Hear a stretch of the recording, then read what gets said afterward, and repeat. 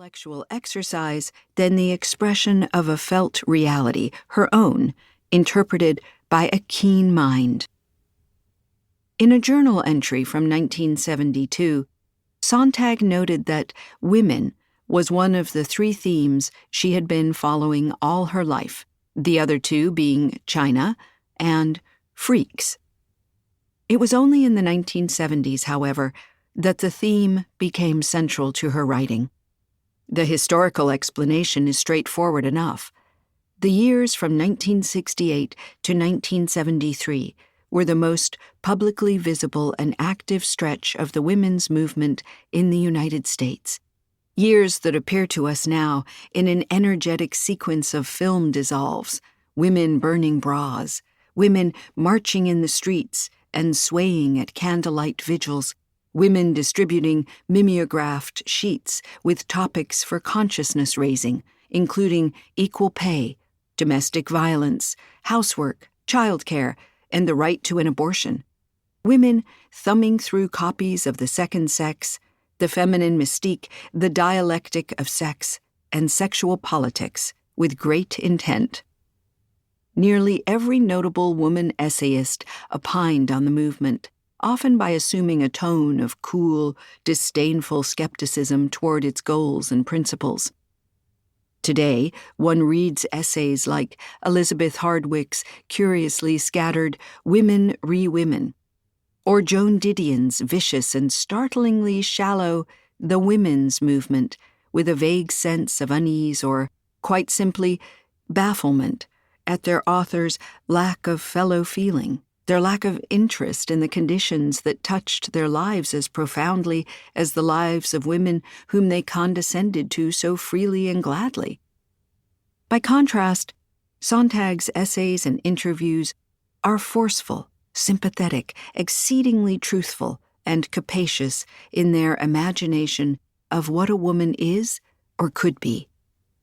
In a Different World, On Women would have been the collection of essays that appeared between Styles of Radical Will, 1969, and Under the Sign of Saturn, 1980. The pieces gathered here represent an overlooked half-decade of Sontag's writing, much of it undertaken between her trip to Vietnam and her first cancer diagnosis. Reading On Women, in the context of both her individual history and history writ large, one realizes that the pieces in it were bracketed by death, that her entire notion of women was death-ridden, haunted by an awareness of mortality and the universal decline of the mind and body. Thinking about my own death the other day, as I often do, I made a discovery, she wrote in her journal in 1974. I realized that my way of thinking has up to now been both too abstract and too concrete. Too abstract, death. Too concrete, me. For there was a middle term, both abstract and concrete. Women. I am a woman, and thereby a whole new universe of death rose before my eyes. The specter of death spurred her to reconsider the relationship between the individual and the collective, between the lone woman and women as a historical category, capable of evolving and transforming over time. And she did so in a style that was more restrained and matter-of-fact than the flamboyant, belligerent beauty of her earlier essays, as if to speak of women as a whole required her in part to efface her exceptional self.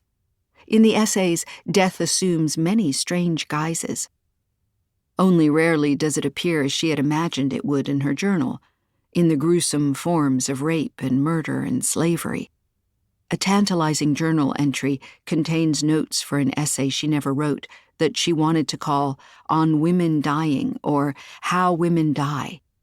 Sometimes, as in The Third World of Women, her extraordinary 1972 interview with the leftist quarterly Libre, death was the will to self-annihilation of the entire global order, whose ideology of unlimited growth went hand in hand with ever-increasing levels of productivity.